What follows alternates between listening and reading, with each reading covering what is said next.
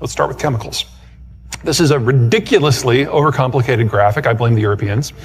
On the right, you start with crude oil. You refine that into tens of thousands of daughter products we use every day with an intermediate step called naphtha. You usually do this through an oil refinery. Or, on the right, you start with natural gas, same general process, but first you have an intermediate step called ethylene. Now, this relatively narrow product set, these are the things that normally you can only make from natural gas. But in the United States, where natural gas is really, really cheap, we use it to do all of this. That's everything from windows to sports equipment to insulation to glass to diapers to makeup to tires. So, you have the Haynesville next door, which is one of the world's great natural gas fields. These are all options. Every circle and square up there is something you could do. And if you don't want to, you can import the stuff from refineries nearby, whether it's New Orleans or Houston, and then do the next step into heavy industry and get into any of those products I just mentioned, plus about 10,000 others. The materials are all right here already. It's heavy manufacturing. You're not making a computer, but you will make the things that allow us to make absolutely everything that we use every day. The most fun of all of these is this little guy right here. That's fertilizer, nitrogen fertilizer. So we've lost potash because of the Ukraine war. And because natural gas is so expensive everywhere, but here we're losing nitrogen very, very quickly. That's 2 of the 3 nutrients. We'll talk about the third one here in a minute. All right, let's say you don't like conventional oil and gas, although our industry report, that would be weird. But there are business opportunities in other things. What we're looking at here is what goes into an electric vehicle versus a normal vehicle. Now, a normal vehicle or a normal power plant, it's really pretty straightforward. You get the fuel in there, you light a match, you set it on fire, you capture the heat. Yes, it's more complicated than that, but it's really, this is old technology. We figured this out 150 years ago. But if you want electricity, you got to do more because the transmission and the storage, that's really involved in terms of engineering and materials. So this is the type of material that goes into EVs versus conventional vehicles. It's an order of magnitude more complicated, more materials and more of them. Now, we understand in our gut the pain and the complexity of a fossil fuel-based fuel system because you have to deal with Iran and Iraq and Venezuela and Russia. But if we want to do the green transition, if that is really our goal, then we need to deal with Canada and Mexico and Peru and Chile and Bolivia and Brazil and Argentina and South Africa and Gabon and Congo and Eritrea and Ethiopia and Mozambique and Australia and Vietnam and Indonesia and Malaysia and China and Pakistan and Turkey and Mongolia and Kazakhstan and Uzbekistan and, oh yeah, still Russia. You think oil geopolitics was a pain in the ass? Oh my God. You're not going to mine lithium here. But every material has to be processed so it can be used. These are the 12 most common materials that go into the green revolution. We need to double the amount of copper. We need 10 times as much nickel and lithium. We need 18 times as much graphite. And processing all of that stuff takes power. Everything that is a red wedge up there is processed primarily in China, and it will be going to zero. We're never going to do the green revolution, not at the scope and the speed that some people think. But we're going to try, and we're going to make some progress. And even if all we want is lithium batteries for our laptops and our phone, we're still going to need more than we have right now because we're going to lose a lot of what we have right now. And it has to be replaced. And it has to be processed somewhere with maritime access and cheap electricity. Any takers?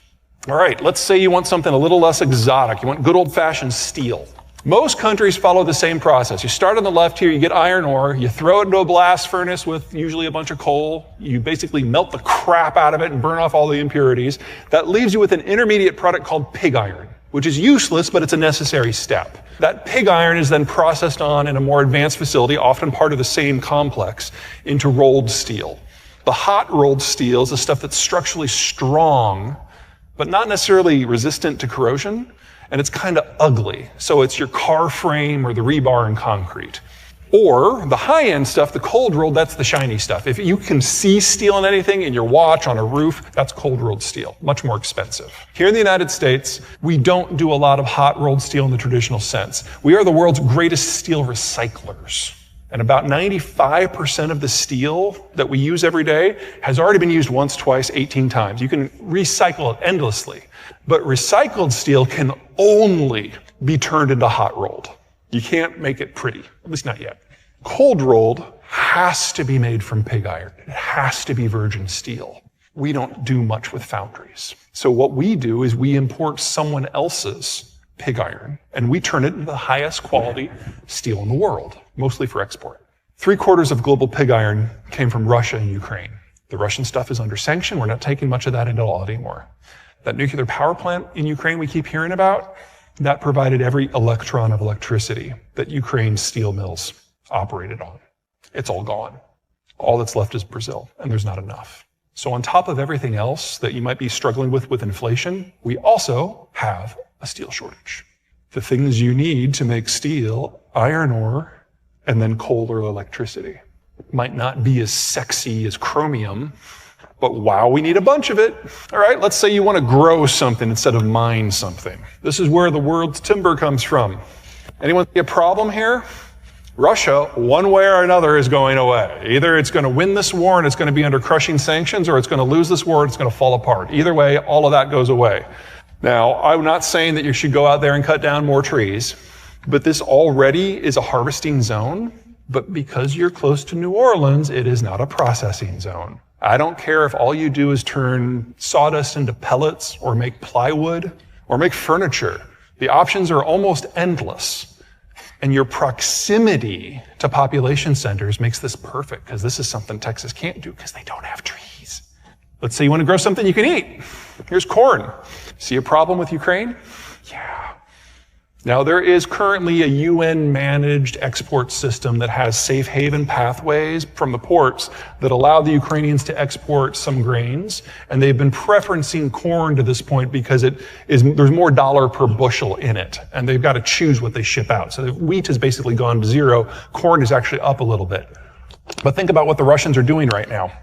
The war is stalled, so they're using drones and missiles to target electrical infrastructure throughout the Ukrainian system, causing power outages, trying to cause as many deaths as possible.